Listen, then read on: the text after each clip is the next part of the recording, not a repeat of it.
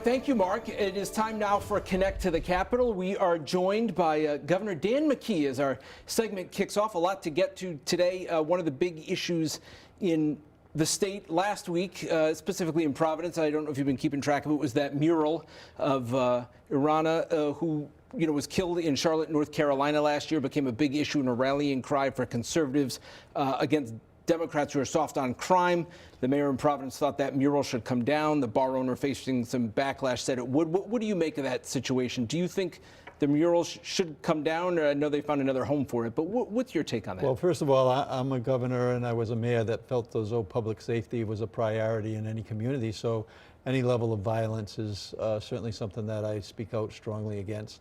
It's a local issue in terms of what is allowable, what's not allowable. In terms of the art. My position is, quite frankly, if it's allowable, it should be there. It's freedom of speech.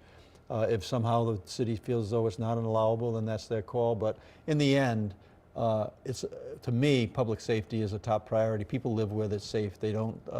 So any expression that supports the idea that we need to keep our community safe is okay with me. So you think it should have stayed, and people maybe overreacted by asking for it to come down? Well, I think the problem is that it's being fed by a real far right type of effort, funded, I'm hearing by Elon Musk, supported by Donald Trump.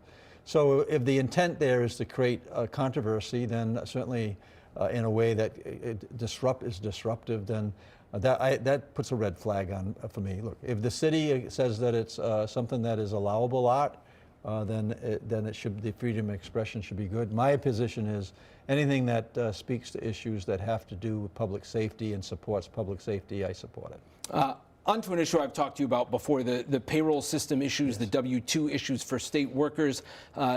Tax deadline day is coming up next week.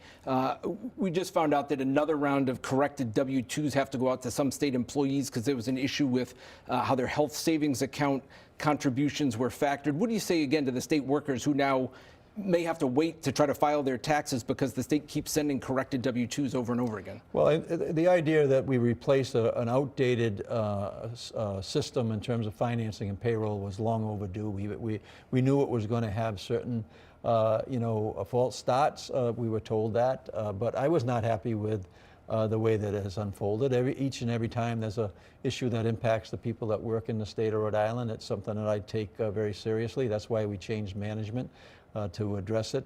Tom Verdi, who's now the acting director, is up to it, and clearly in a big way. But yeah, those are things that are disruptive. But I can tell you that we are addressing it. We've either fixed the problem or addressing any of these problems. We'll continue to do that. The big message right now for anybody who's going to get notice about this correction on that health savings account issue is they still should be able to file their taxes with the information they have right now. All right, you said you were under the understanding before this $95 million system launched that there could be some bumps in the road. Did you ever expect it would be this bumpy? Did anybody ever tell you this thing isn't ready? Well, I think it was, certainly ready to the degree that Accenture and the other companies that were talking to us. When you rolled out this issue, it's a complicated system with a lot of complicated contracts with all different types of versions that you have to address. We're addressing those right now in a way that is fixing the issues that have come up.